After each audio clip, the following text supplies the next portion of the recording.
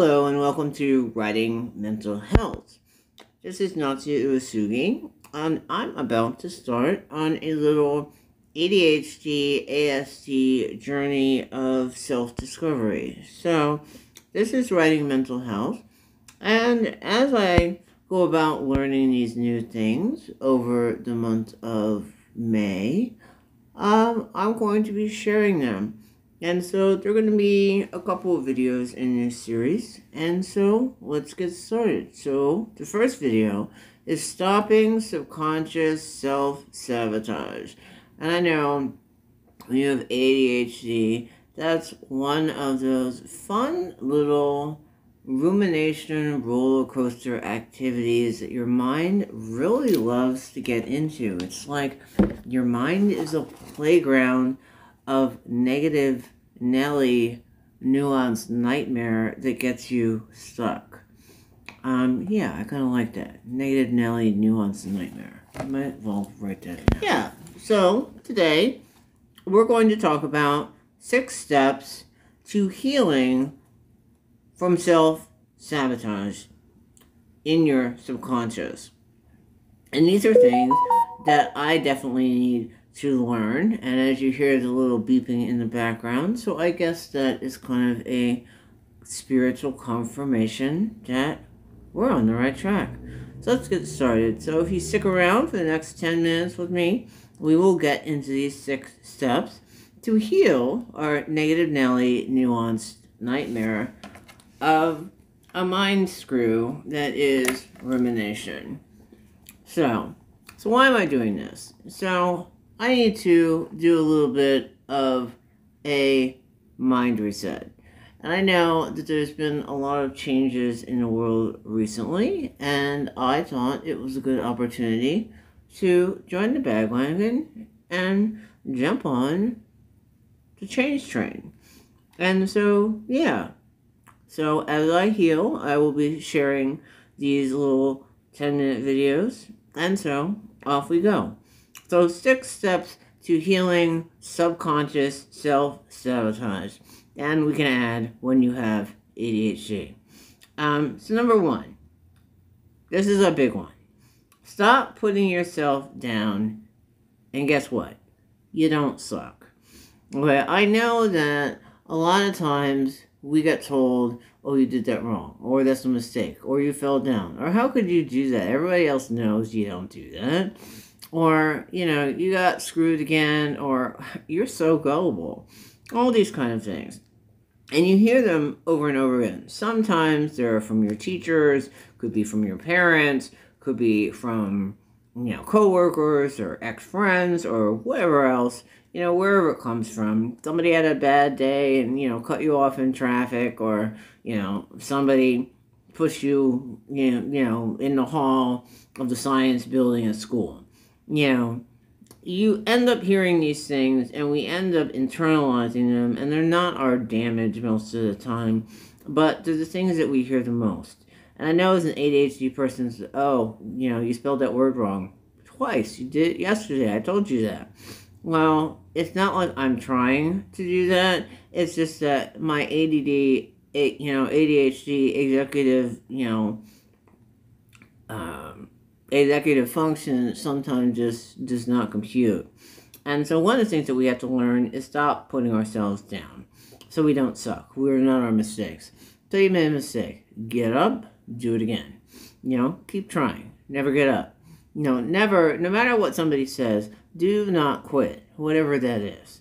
Okay? So just keep going, you know. And if other people put you down and say that you're horrible and they don't like you, then whatever, you don't need them. You know, go be yourself. You're just fine the way you are. You are enough. That's number 1. Stop putting yourself down. Number 2, you are not broken.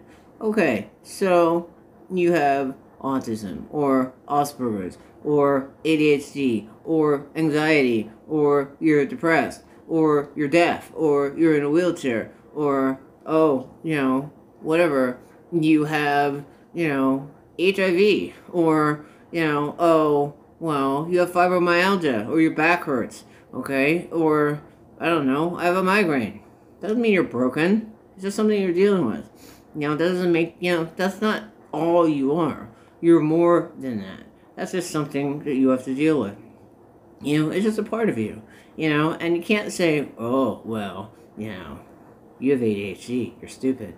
Well, guess what? I think the last time an ADHD person was called stupid, it usually happens often. You know, how could you do that again? You know, you're not stupid.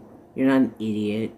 You know, you're actually probably really smart, and maybe smarter than the people who are around you, because you can think spatially and see things in concepts and not linear. Remember, time isn't linear. It's still blue. Okay? So, yeah, ADHD people, people who have autism can see some of those things. People who are non-binary or genderqueer or trans, they've risen above the, you know, black and white binary, you know. Okay, so does clothing have gender? Is that how it's made? You know, what if I want to wear pink? What if I want to wear a skirt or a kilt? You know, what if I want to wear, I don't know, barrettes in my hair? Is there something wrong with that? Why is my gender expression causing you angst? It has nothing to do with you. So no, I'm not broken. You know, if I want to express myself in a gothic androgynous way, that's my damage, not yours. Get over it. Oh, and use his right pronouns while you're at it. So no, you're not broken. Number 3. So you fell down. Guess what? Get up and try again. Don't stop. Keep trying. Okay, we all fall down. Yeah, I've fallen down a bunch of times. I've actually had people trip me to fall down, you know, whatever, when I was going just fine. But that's okay. Just makes it more interesting. Because you know what? If it was not a challenge, it's boring. You know, boring is dull. You know, make things hard. If you're going to climb up Mount Everest, you might as well climb out Mount Everest on your tree, on your knees, over, you know, a carpet of glass. So, at least it's more interesting that way. You know, so, okay, do that. Yeah, so if you fall down, get up, try again, don't stop. Don't let anybody tell you to stop. Okay. Number 4, being taken advantage of. So, that happens a lot. A lot of times people who have, autism or Asperger's or ADHD, they have heard, at least in my experience, a lot of negative things, and they're sometimes kicked out of the group, okay? And what that does, it makes it easy to take advantage of those people. Yeah, me included. And yeah, I've racked up a couple of those situations. And so you learn from each one, put that learning in your toolbox, and try not to repeat it again. Because guess what? The world's going to try to do that to you. You know, and especially if you're out there trying to help people and want to, you know, bring love and light and, you know, compassion. Sometimes people, you know, if you're quiet, if you're not screaming and yelling and fighting back, some people take that for weakness. But guess what? That introvert in the corner, they're probably a lot stronger than you think, because they're in the corner and they can sit there all by themselves and have just as much fun as the other groups of people that need to gang up in a group in order to validate themselves. And so yeah, the ADHD person, the Asperger's person on the playground in the corner that nobody wants to play with, especially during dodgeball, and they're going to throw all the balls at you. Yeah. They're probably smarter than you think. Because they're introverts. And guess what? If you took a second and actually went over there and asked them, they might have a lot of knowledge and might be quite interesting, you know, because they're different. It's okay to be different. Number 5, nourish a positive attitude. And this is definitely something that I need to work on, because I seem to have the ability to get into that negative Nelly nuanced nightmare really quickly. And yeah, my brain seems to go there automatically, being told you're an idiot over and over again. I mean, I've had situations where people are fighting with me and I'm not literally fighting with them. It's kind of interesting, but hey, that's, you know, that's the deal. But hold on a second. A little bit over 10 minutes. I'm going to make it 12. But yeah, going back to nourishing a positive attitude. So we need to make sure, especially if you're somebody, I know, at least I am, that gets anxious and worries about things a lot. Some of that has to do with, my mother told me a story that, like, when I was 5, and it was like, oh, we're going to go on vacation, and this is like 5 years old, and I'm like, well, where are we going? How are we going to get there? When are we going to leave? When are we going to get there? What route are we going to take? I'm like, dude, you're not driving the car, so, like, what?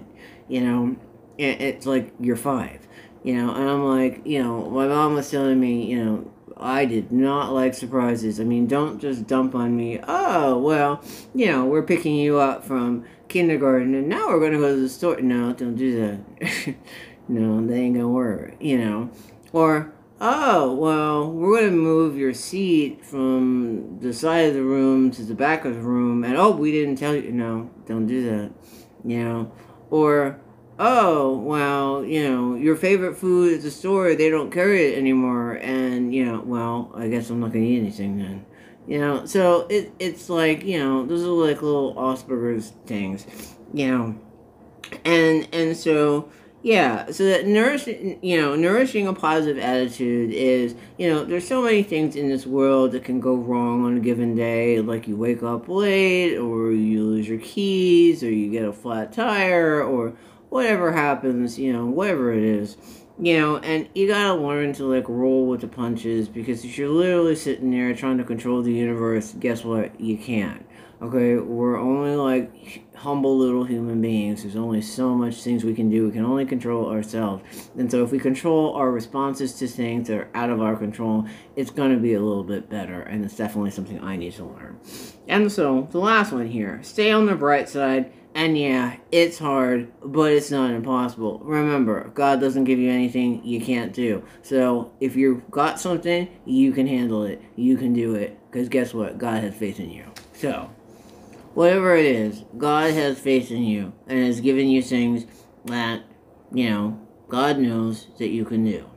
That's why it was given to you. Because you're stronger than you think, even if you don't know it. No matter what or who says what. God knows, that's it, do it. And you know what? If you happen to be like me, you're like, you have to take an exam to get out of school, and there's nothing past that exam. Okay, that's like it. The be all end all, like, okay, what college am I getting into? I gotta pass this exam. Okay, or what high school am I gonna get into? I gotta pass this exam. There's nothing past it. But the minute you sit for the exam and you take it and you pass, you're like, oh my gosh, that was like so easy.